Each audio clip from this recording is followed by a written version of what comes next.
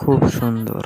Bike চালানোর ভিডিওটা তোমরা তো দেখেই নিয়েছো। আজকে তার বিটিএসটা শেয়ার করব। সো হ্যালো এভরিওয়ান, আমি রচনা। কেমন আছো তোমরা সবাই? আমরা এখন চলে এসেছি আমাদের লোকেশনে। অনেক দিন ধরে ভাবছিলাম এরকম একটা লুকে বাইক চালাবো। আর এই হচ্ছে আমার মামা। মামার একটা সুন্দর ধুতি আছে, তাই সেটাই পরে নিয়েছি আজকে। তোমরা কিন্তু অবশ্যই কমেন্টে জানিও যে এই লুকটাতে আমাকে কিরকম লাগছে। আমার তো বেশ ভালো লেগেছে, তবে এই ধুতি পরে বাইকে ওঠাটা একটু সমস্যা হয়ে যাচ্ছিল। তাও ভেবে যখন নিয়েছি পড়তে তো হবেই, সেটা যেভাবেই হোক। আর তোমরা আমাকে অনেকেই জিজ্ঞেস করেছো যে তুমি কি করে বাইক চালানো শিখলে। আসলে অনেক আগে থেকেই আমাদের স্কুটি ছিল, তো সেটাই আমি চালাতাম, কিন্তু বাইক চালানোর খুব ইচ্ছে ছিল আমার। তারপর মামা বাইক কিনলো আর সেটাই ট্রাই করতে করতে শিখেছি। অবশ্য আমার মামা দাদা হেল্প করেছে, কয়েকবার পড়েও গেছি। আসলে কিছু পেতে গেলে তো কিছু দিতেই হবে, তো ওটা কোনো ব্যাপার না। তারপর কয়েকটা হেলমেট পরে শুট, আর এই যে বাইক চালানোর যে শুটগুলো নিয়েছি, এগুলো আমার সামনে একজন সাইকেল চালাচ্ছিল আর একজন ক্যামেরা করছিল, আর আমি এই যে গাড়ি চালাচ্ছিলাম। একটা সুন্দর